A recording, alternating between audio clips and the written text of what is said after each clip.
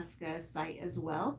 At some point, when I update the description, I will add the link so that you can take the free online course about nonprofits through Northwestern University.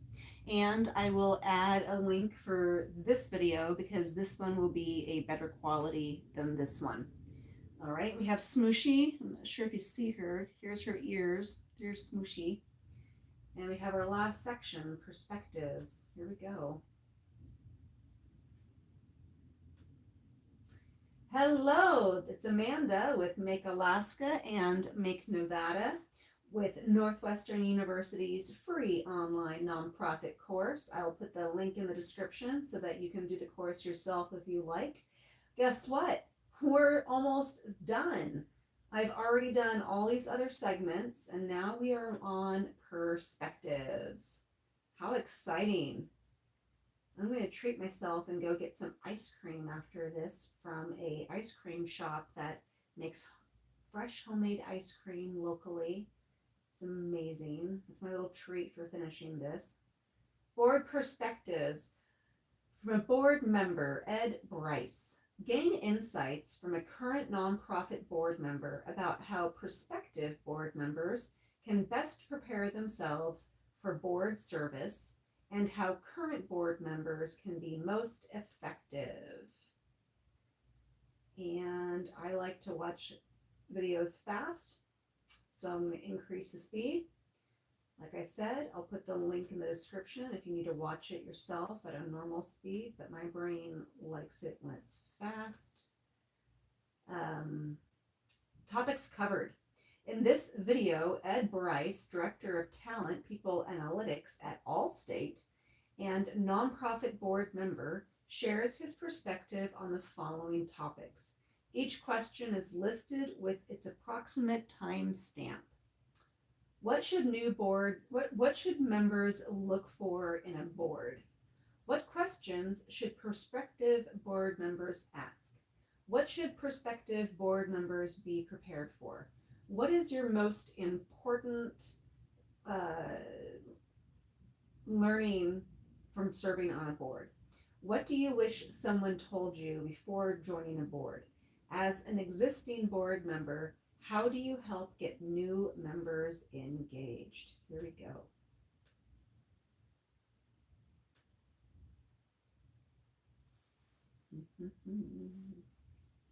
Hello, everybody. Hi, my name is Edward Bryce, and I'm the Director of Analytics Maturity at Allstate Insurance Company. I'm going to slow him down just a tad. We'll put him at 1.25. Here we go. Come on. Align your personal skills to provide support to a nonprofit organization is very fulfilling.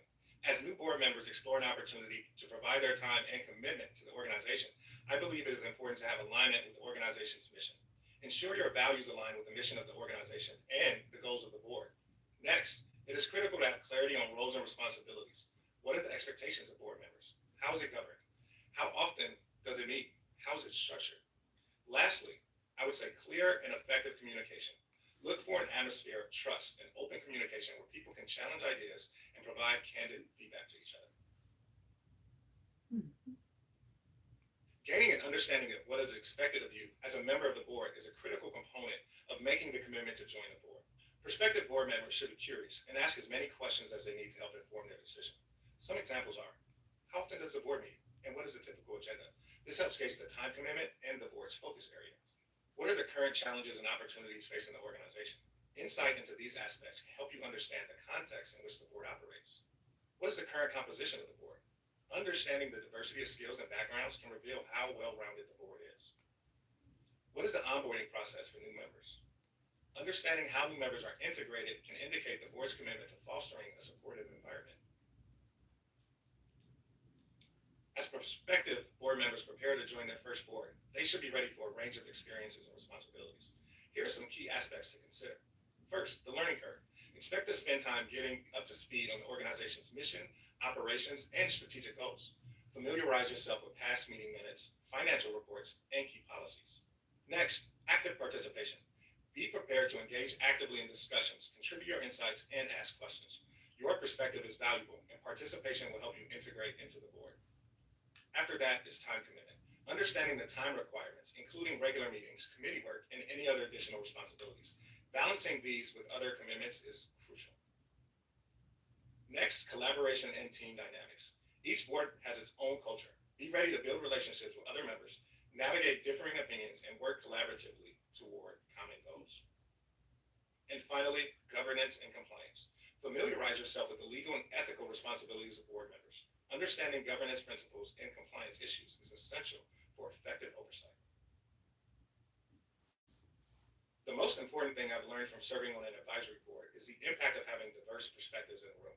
This is something that I'm acutely aware of in life, but being on a board has reinforced it. Your board peers are representatives from a diverse set of companies and skill sets. Some of the board members may serve on multiple boards, and it's very interesting hearing about different ways that other boards operate. Prior to joining a board, I wish someone pulled me to the side and said, be curious. Ask all the questions you have. Take time to meet with other board members, engage their experiences. Next, don't be afraid to jump in and contribute. You have a valuable perspective, and that is why they want you to be a part of the board. And finally, meet with each committee and interview the chairs prior to making your choice. Find out where you can be the most effective. Where's your skill set valued most? As an existing board member, I think it's very important to connect with each board member during their onboarding. We assign new board members with a buddy so that they can reach out if they have any questions or if they require additional support. We also try to ease them into committees and allow them to choose where they would like to contribute. It is important to allow them to adjust to the commitment before assigning tasks for them to complete. And lastly, we celebrate their successes openly. Congratulate new board members for early wins.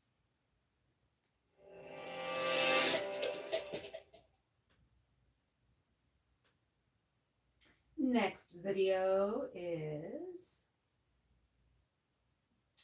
Heather M.A.K.E. Gain insights from a current nonprofit board member about how prospective board members can best prepare themselves for board service and how current board members can be most effective. Okay, that's the same description for every single video except for this last one. So I won't keep repeating that. Hi, sweetheart. You're a good girl. In this video, Heather M.A.K.E., SVP and Chief Audit Executive at Allstate and nonprofit board member, shares her perspective on the following topics. Each question... Oh, these are all the same questions.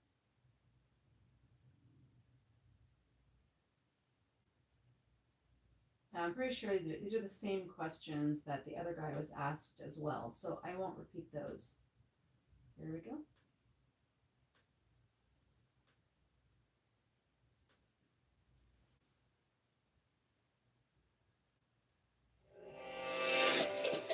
Hello. I'm knitting or whatever I'm this Heather is. M.A.K.E., Chief Audit Executive at Allstate, and the President. This is my kitty Smooshy. Real name is Brooklyn. I am finishing up an online course through Northwestern University. It's a free online course about nonprofits. I'll put the link in the description when I update it. And I am knitting. This is going to be like a big, giant bowl of fabric for a cat to go inside. President of the Board of Directors at Erie Neighborhood House. Part of Allstate's shared purpose is to create a positive impact on the communities we serve, and I am thankful to do my part in this with my work with Erie Neighborhood House. At Erie Neighborhood House, we create a home without borders, fostering and empowering powerful communities. I'm excited to share my perspective with you as you consider board service. The most important thing when looking for a board is passion for the cause. It is essential to have a genuine enthusiasm for the organization's mission.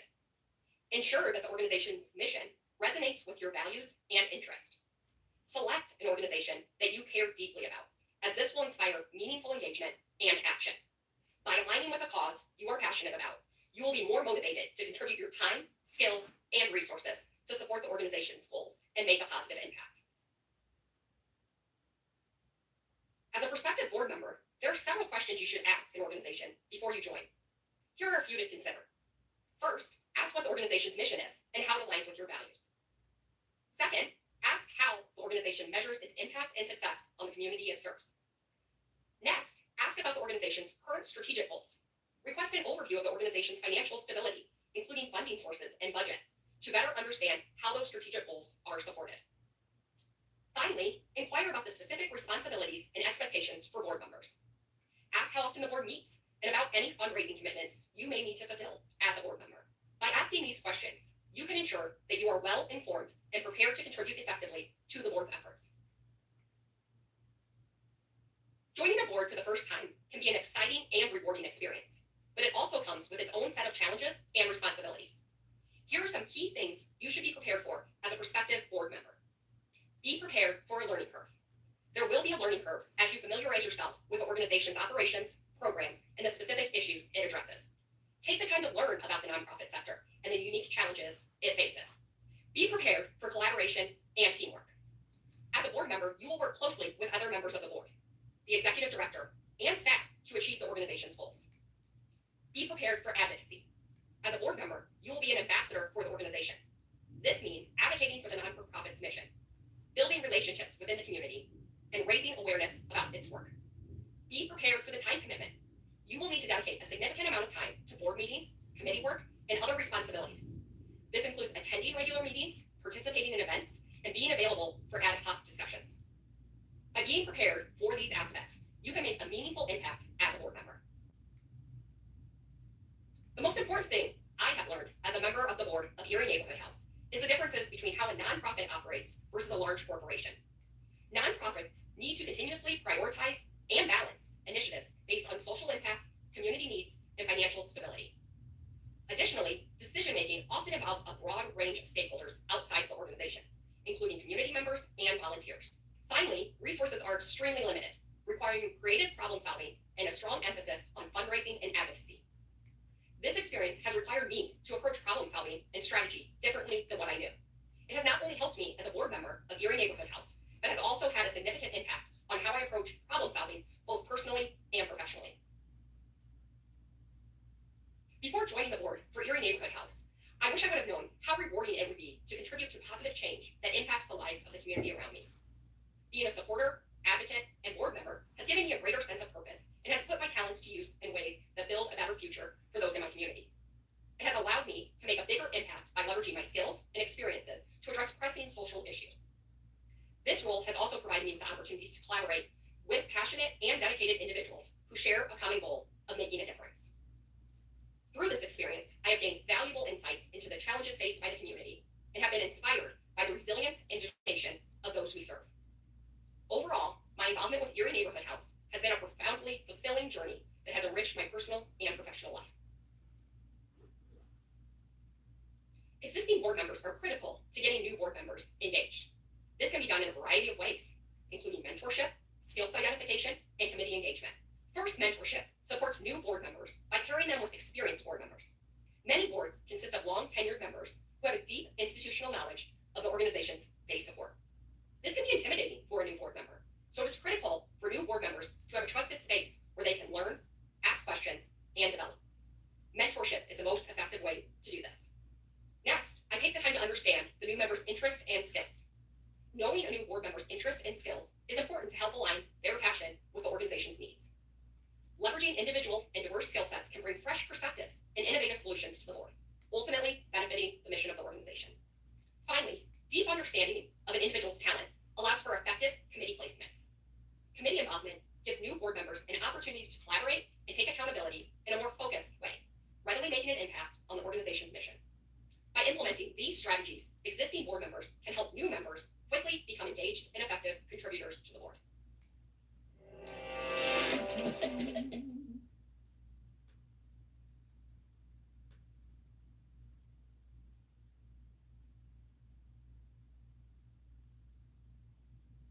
Same description, so I'm going to skip it. We're just going to go right to it. Same questions, kind of. We'll keep going.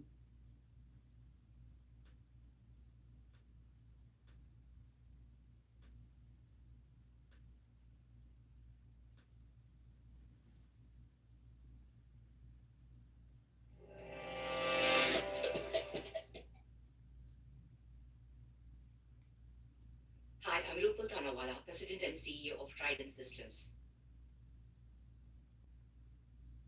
I would like to emphasize the why or personal calling to serve in this segment. One has to have a personal connection to the cause or the mission. I can tie my why. Serving on a non-for-profit board is an investment of your time, treasure, and talent, and you have to tie your personal why with the mission of the organization. As a board member, you are committing to invest your resources in the advancement of the organization. To successfully serve in that role, you must be passionate about it. I'm passionate about education, technology, women empowerment, and DEI. So the boards and committees I serve must have a related mission. Think about it. Instead of sleeping in on a weekend or binge watching a new web series on Friday night, I choose to mentor a group of women entrepreneurs on building a business plan or lead a youth leadership conference. I must absolutely love it, or else I may do it once or twice, but I can't do it for 2 decades. I so deeply care about these causes that I'm always thinking about how can I enable change? How can I raise money to add new services? Or which policy can benefit our stakeholders? Believe me, when you see the impact of your work, it is one of the most gratifying feelings.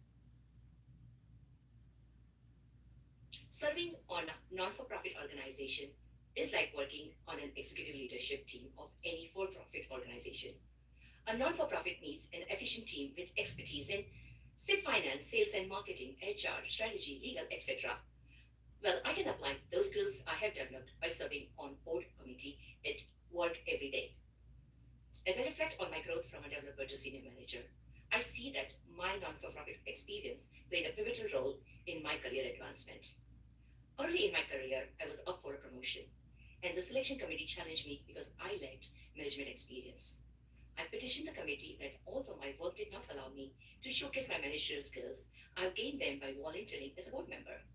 I could differentiate myself from my peers and prove to my supervisor that I have been leading a project. Its budget and managing a group of volunteers equivalent to a manager's role in my company. As a board member, I got an opportunity to serve on committees that allowed me to learn a few skills that I had absolutely no knowledge of. I was serving on legal, finance, and audit committee, and our organization was faced with a challenging situation. We hired a CPA and a law firm to address those issues at hand, and I had to work very closely with them to resolve a very complex situation successfully.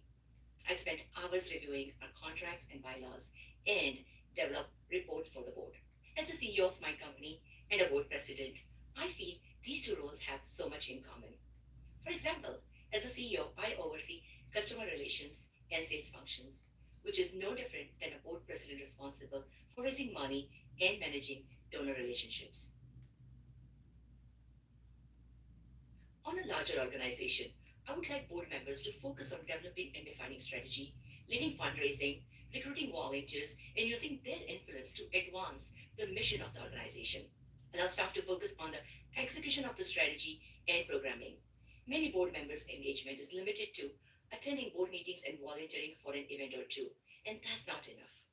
I want board members to do prep work before the meeting and take an assignment or two from board meetings. It is a privilege to be on the board, so let's not take this job lightly. I often see this behavior of board members delegated by corporations. Board members sign up to serve because their supervisors have asked them to join the organization. On the contrary, smaller organizations may not have paid staff, and the board should be ready to roll up their sleeves and take care of everything from setting up the vision to executing all the functions. I think it is critical to have a robust board recruitment process, including interviews with staff and existing board members. A new board member must be made aware of expectations before they join the board. They must be fully aware of time, financial, and service commitments. Typically, board terms are 3 to 6 years, so I highly suggest senior board members mentor and share institutional knowledge with new board members and provide them with formal onboarding training. First year board members, thanks for your service. You've taken the first step. Now, do the assessment of your personal time and resource commitment that you're making to the organization. Connect them to your personal resources and please make sure that you are there for them and be present.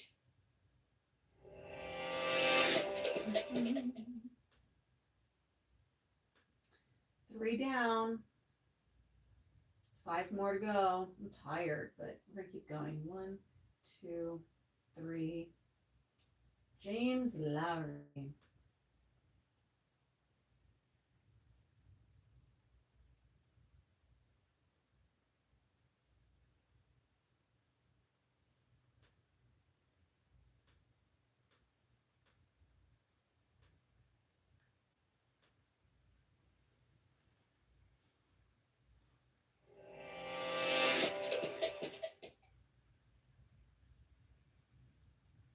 Jim Lowry, Senior Advisor at the Boston Consulting Group and also President of James H. Lowry and Associates.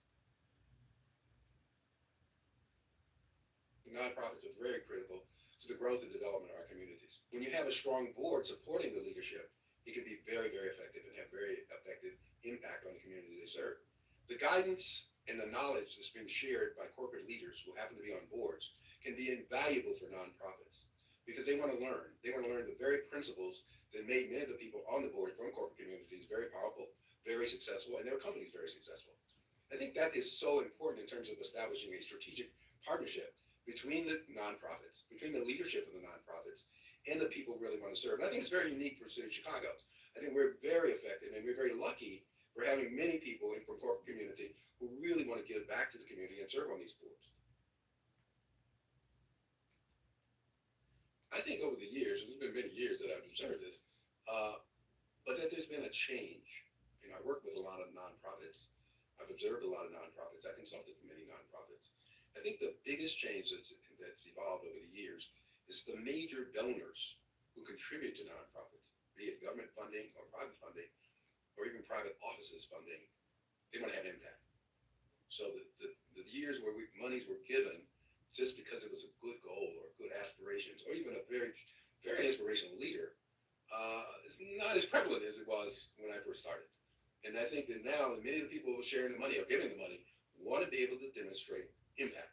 So what you're seeing now in nonprofits, with the help of consultants, advisors, and even board members, is saying, how are we going to define success? And if we put so much money into a nonprofit, at the end of 3 to 5 years, how can we define winning? How can we define success? And so I think that's a big, big difference. I think the other is another big difference over the years. You're seeing younger people joining in a very, very inspired but necessary way to join nonprofits. They too are impatient for impact. So I think that once again, we're going to have to measure either from the people working within nonprofits or the people who are giving money to nonprofits to be able to gauge over a short period of time, how well are we doing? How many people are we affecting? How many communities can we say that the statistics are going down? How many people can we say we train within these nonprofits? These are kind of the measures or the metrics that people are looking for, and I think they're necessary. The days of just giving money because it sounds good, that the person's nice, is very persuasive, that he or she is a good salesman, I think they're not over, but it's not as effective as it has been in the past. So I think the good thing is we're trying to have metrics. We want to see change. We want to see impact. That's healthy.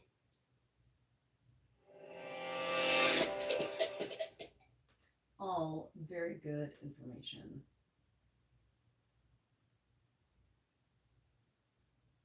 Okay. Now, Jose Munoz.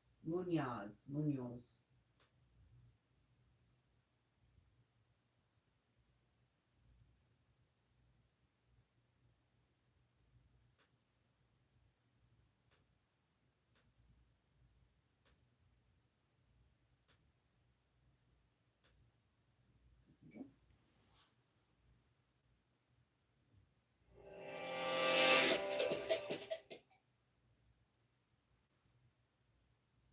Hello, my name is Jose Munoz, and I'm the CEO of La Casa Norte, a mission-driven organization dedicated to supporting youth and families experiencing homelessness.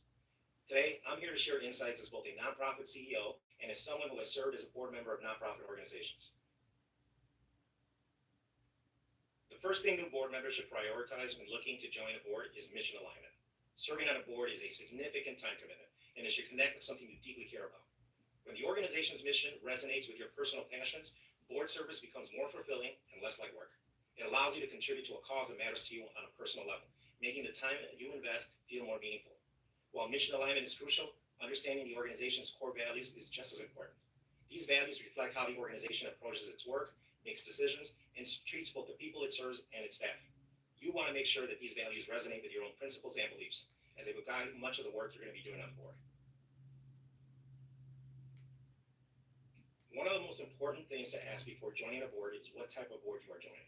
Is it a hands-on board, roll up your sleeves board where you're expected to get involved in day-to-day operations, which is often the case in startup or smaller organizations? Or is it a strategic board where your role focuses more on high-level fundraising, governance, and long-term strategy, while the staff manages the daily tasks? This distinction is crucial as it will directly affect your level of involvement and the type of commitment required. It's also important to ask how the organization expects the board to evolve. As the organization grows, its needs may shift from operational support to a more strategic focus, and board members should be ready to evolve with it. Other key questions might include, what are the organization's long-term goals? What are the most pressing challenges the board will help address? And what does success look like for the board's involvement? As a CEO, I can't emphasize enough the direct link between staff well-being and the organizational effectiveness. Board members must understand that a healthy, supported staff can drive innovation and mission success. Investing in staff well-being is not just an act of care, but it's also a strategic imperative for the longevity and resilience of the organization. I wish board members would be more involved in leveraging their networks to amplify our mission and support fundraising efforts. One of the most impactful ways board members can contribute is by using their personal and professional connections to get the word out about the important work we do. Whether it's attending events, making key introductions, or advocating for the organization's mission within their circles, board members have a unique ability to expand our reach. Fundraising is another critical area where we always need board members to step it up. By tapping into their networks and sharing why they believe in the organization, they can help open doors to new donors and partnerships. It's not just about financial contributions. It's about expanding awareness and bringing in new advocates who can support us in various ways. The more visible and connected we are, the more we can achieve. One fundraising effort that stands out is our Hope for Homes campaign, a statewide day of giving to raise awareness and support for the unhoused community in Illinois.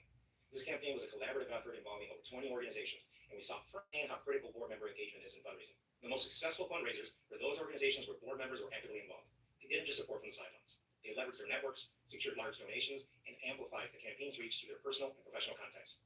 Their efforts were instrumental in helping us surpass our $100,000 goal. The campaign's success demonstrated that when board members take an active, hands-on approach to fundraising, it can significantly elevate the result and broaden the campaign's impact. Here we go.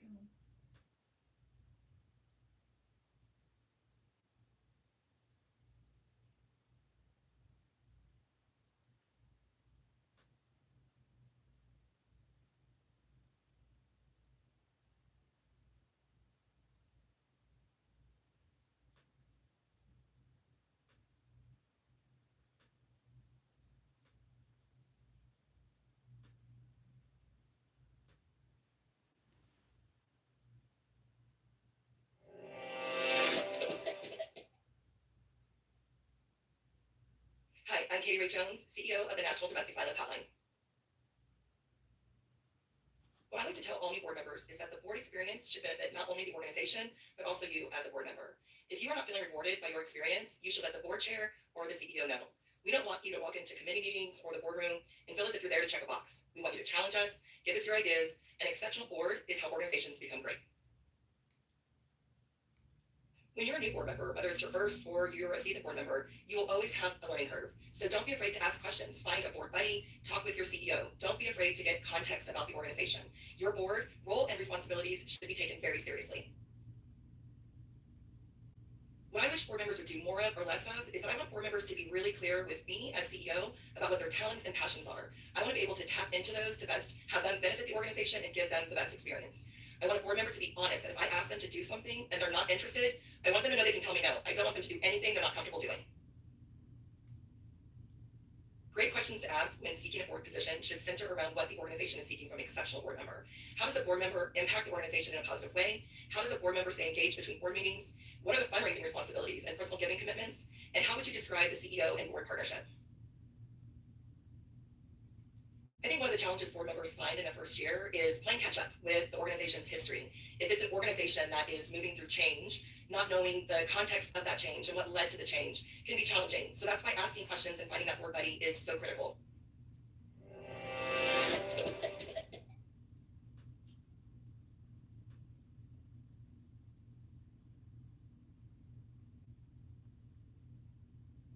One, two, three, 4, 5, 6. Oh, we're almost done. We only have 2 more. Nice. Oh, yeah. And I was wrong. I'm not 100% done. I have to go through all of these again because. What? What? Let's go back down. Because they have these like little extra videos and links and resources, and I have to go through all of them. Let's see. Like, what the heck? Okay. All right. I'm not going to scroll down. I'm just going to click on her video. Here we go. Click on her video.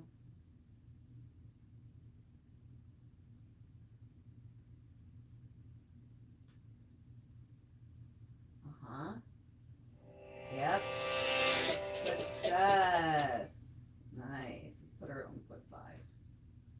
My name is Alexandra Sosa. I'm the Chief Executive Officer with the Farm Worker Oh. and Landscaper Advocacy Project, She's proyecto de fast. ayuda para trabajadores del campo y jardineros, FLAP. As a Chief Executive Officer with FLAP, we are looking for board members who are very diverse in terms of age, where they are coming from, what is their background, and what they want to bring to organizations like FLAP. The particular skills that we are looking at are finances background, if they are immigrants who are familiar with the problems that low-wage immigrants are facing in the United States, and also the experience that they have maybe joining other board of directors. But we are also looking for newer board members who are looking to make a difference in the life of low-wage immigrant workers. You should be expecting to learn about the working conditions that low-wage workers are experiencing in the United States, where they are coming from, why they are here, but also a lot of acknowledge how to approach foundations and how to do fundraising for the organizations. You Hello. will be invited to join site visits with the organization to defend our mission in front of them and get resources for the organization. Board members shouldn't get involved in the day-to-day operations of the organization, shouldn't be relying on the finances of the organization, shouldn't go directly to a staff. I don't know if you're still there or not, but mi llamo es Amanda y hablo español un pequeño. Aprende español en mi escuela en Alaska para 3 años y trabajé en Los Ángeles para 6 años y trabajé con muchas personas latino. Trabajé con latinos para 20 años, más o menos. Hablo más bueno de es posible que yo escucho. I can talk a lot better than I can listen. Leo, I can read. Leo, it's okay. I can read okay. But creo que todas personas en United States aprender español. I think everybody should learn Spanish. I think it should be in all the schools. They should be all bilingual. It should be like everybody should learn Spanish here. English and Spanish. I'm not saying, Of members without the chief executive officer known first and have an agreement and a conversation about what the issue is that need to be addressed. Board of directors shouldn't go directly to the media and have conversations with them without checking first with the chief executive officer and have a solid plan. Board of directors should be worrying about how to sustain organizations from the point of finances, how to set the policies the organization needs to follow and executed by the chief executive officer or the executive director. Board of directors should worry about having a clear picture of what the finances and the structure of the organizations look like. FLAP has a board members orientation. First of all, we have a meeting with our board of directors president. and the chief executive officer, and probably one or two board of directors. And then we go over to the minutes of the organization for the last 6 months, probably a year, to explain where the organization is coming from and where we want to be in the next couple of years. FLAP at this moment is in the middle of strategic planning, and we just voted, or the board of directors vote to have a new board member.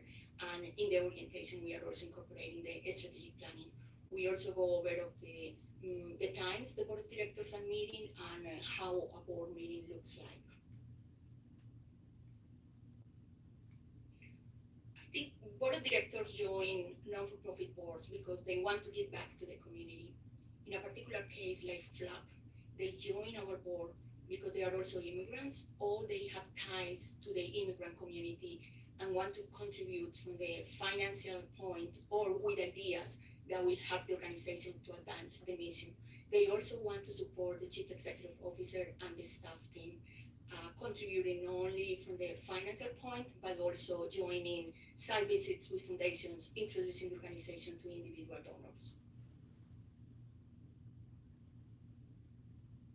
Board members should make a financial contribution to their organizations. If the board they are joining is a fundraising board, if they are joining a board that is implementing and setting the policies of the organization, it depends on the bylaws and how the board is setting the priorities of the organization.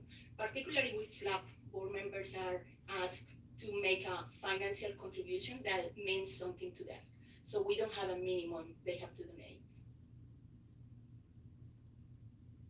Board members are not only involved in FLAP from the financial perspective, but they also contribute with time and resources and connecting the organization to foundations and individual donors, participating in site visits with funders and foundations, and facilitating the access to grants that otherwise, if our board members didn't have those connections, FLAP never would have access to those funds. Oh my goodness, we are on the last video. Wow. So yes, there are these like additional little side quests you can go on, but once I finish the last video, we have done all of this. Woohoo! Success, completion, that's awesome. Okay.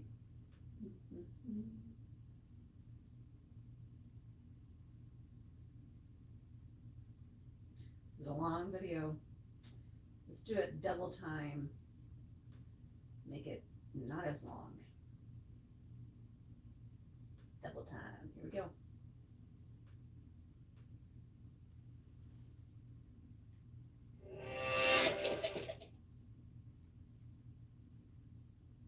Hi, I'm Liz Howard, the Executive Director of the Center for Nonprofit Management here at the Kellogg School at Northwestern University. I am delighted to be joined by my friends M.A.K.E Fitzgerald and Cindy Palacios to talk today about community boards and the important things that nonprofit board members need to think about as they join a community board.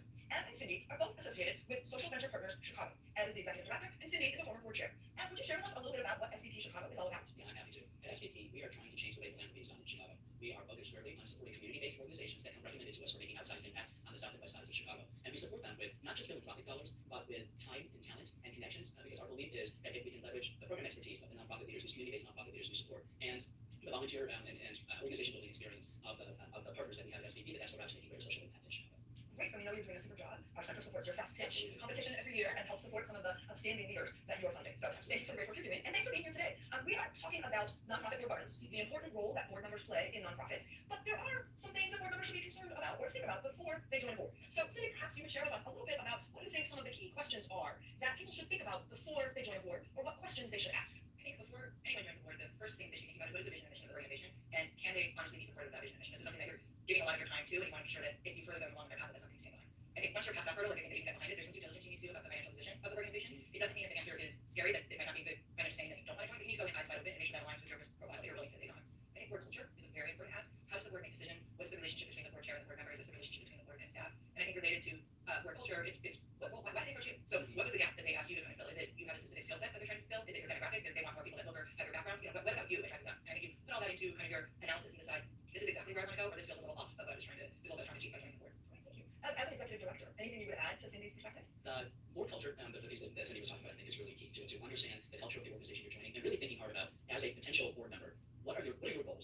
to achieve social impact wise? And does this organization and the culture of the board and the role that the board wants you to play, does that meet your social impact goals? Because if it doesn't, then I think it ends up never being a great fit.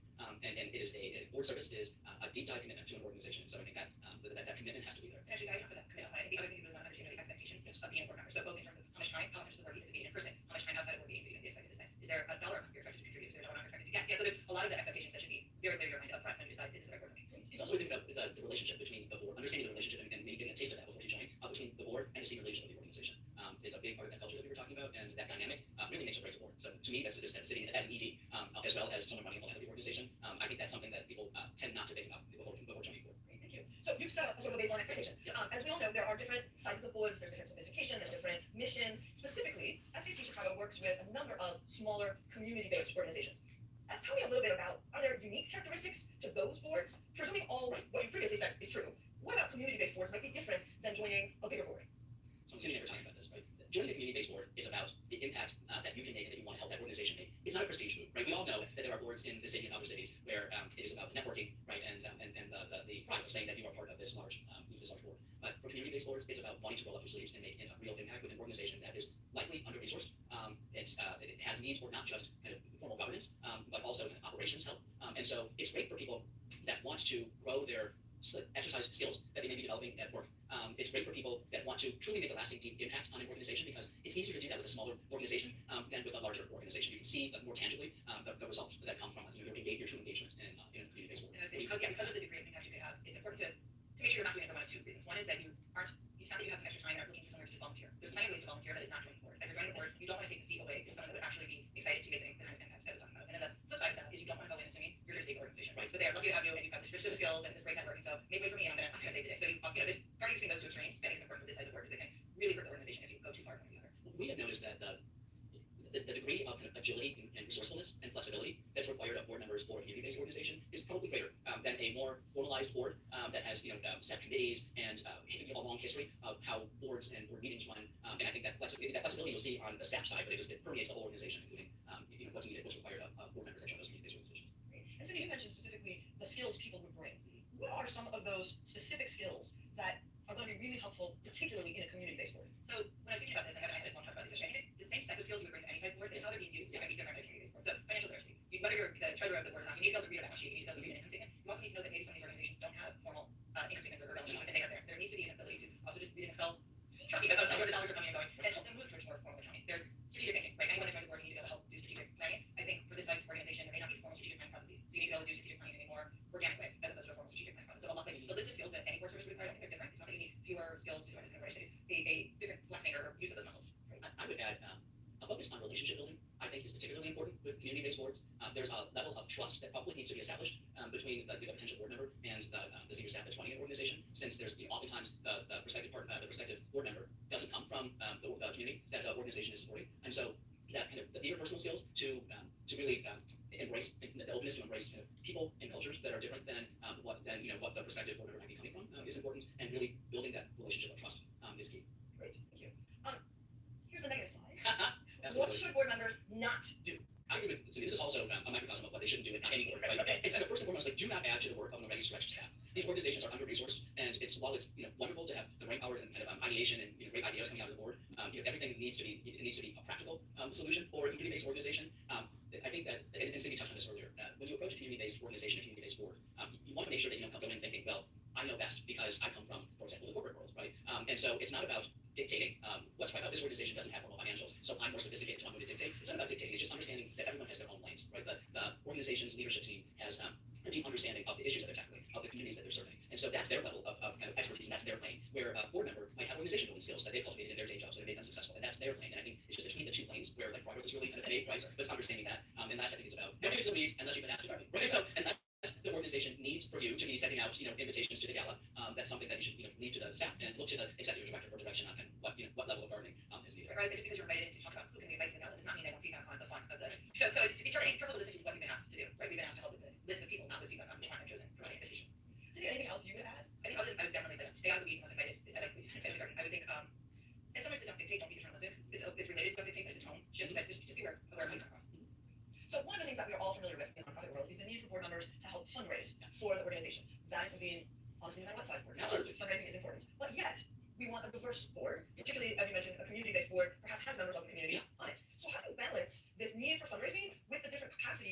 some of your board members may be bringing to the table? Yeah, I would start with saying, be very transparent, right? I think this conversation should not be awkward, and I think the board has requirements. The organization needs fundraising. That's not a secret. So let's have the conversation out in the open, and everyone should be, all board members should be asked to give at a meaningful level. And I think that that means different things for different people around the table, especially if you're talking about these community-based boards. A lot of the boards evolve from kind of friends and family boards, nominee boards, into actual operating and governing boards. And while that evolution is happening, there's definitely going to be a different mix of people around the table, and the organization probably always wants voices of the community around the table. So there's always potentially going to be a mix of the dollar amount that meaningful means, but I think it's important that all board members are willing to contribute meaningfully, whatever that means to them. And I think it's also same in the get. So boards often have a give and get requirement. I think the get doesn't need to be people who can actually give dollars. The get can be people that will work in an event. So being open about what that get component means, I think is also important. And then also, what are ways just as a board member you can contribute that is not monetarily, and thinking about how meaningfully you can support that doesn't involve writing checks. Yeah, I mean, the only thing with that is the importance of connections. And it doesn't need to be the corporate connections of a potential board member. The connections that community members bring to community leaders is equally important for certain community-based organizations. So just making sure that we value as a board both kind of that monetary and non-monetary contribution equally, even though financial contributions are slightly more important. We all understand that. Well, and I think I like the concept that you're talking about different kinds of gifts. I think for a long time the nonprofits are only focused on the financial side of gift, but I think particularly in a community board setting, there is an array of gifts that board members are bringing to the table, and all are relatively equal. Absolutely. So, well, let's take this a little bit higher level. What are some of the things happening in our world today that board members need to be aware of, need to be thinking about? And are those issues different for community boards, or are we talking about the same set of issues? Cindy, I think the first issue that is different for community boards, and I spent a long time talking about this in preparation, is this compassion fatigue, this mental health, emotional well-being. These organizations, the staff, and even some of the long-serving board members are exhausted, they're stretched thin. So as you're the new person around the table, you really have to appreciate the environment that the board and staff has been operating in, and be aware of that, and take that into account as you're be sensitive to that. I guess is the word I'm looking for, as you're operating with the board. I think that is a serious issue nationwide with nonprofits, especially smaller community-based nonprofits. Yeah, burnout for these community-based leaders is a thing. And I think we are in danger of losing community-based leaders, especially founders, with just that kind of the uphill battle that they're always fighting for funding, for resources, in a way that's probably unique to them, probably a level of kind of fatigue and burnout that we don't see with larger, more well-resourced leaders and organizations. So you've already mentioned in that vein that board members shouldn't be creating big work Right. or coming with Right. some big idea. Beyond that, Yeah. what else can board members do to help the staff address, whether it's a community-based board or frankly any other board? What can board members do to help with that burnout and help with the CEO feeling a little overwhelmed potentially? Yeah, I don't know where you're going to take this. To me, I think it's just that developing a strong professional relationship between the executive director and especially the board chair, but also and then through the board chair, the other board members is, I think, one of the key ways to kind of address that burnout. Because I think a lot of it is that a lot of the burnout comes from the feeling that they're in it alone, right? That no one understands. They are in it alone. They often don't have time to even connect with other nonprofit, community-based nonprofit leaders because everyone's just running, 4 programs at one time and picking up sandwiches while creating the financials. And so having someone serve as a safe sounding board is really important to address this feeling of fatigue. I'm in it alone. I can't do this anymore. I agree with that. I think it's setting the culture of the board also to be one that's appreciating the work, that's aware, that's valuing mental health, and actually makes that a topic that on the agenda we talk about, but how is the staff doing? How is the community serving doing? That this isn't something that is a secret that we don't address. And I do feel like in the last few years it's become more of a topic because when we discuss, and it used to be something that people shied away from discussing when they were feeling burnout. Like it was something to be ashamed of, and it is just a physiological factor feeling burnout, and let's just talk about it like everything else. We have seen a couple of the nonprofits that we support, these community-based nonprofits, their boards have given their executive directors time to take a sabbatical. And I thought, that's a really, they come back recharged, kind of full of energy, and I thought that was a very forward-thinking way of kind of getting ahead of this burnout curve. So another idea to consider, and obviously that works only with organizations where there is someone else to pick up that slack, right? Yeah, right. But you'd be surprised, even for the smallest community-based organizations, there are people that can pick up the slack, at least for some relatively contained period of time. Yeah, I think it's make sure as the board that you are not adding a requirement that the staff be performative and taking care of you. We don't use binders that, we're not adding to the burnout. We are in the trenches with you, and we're here.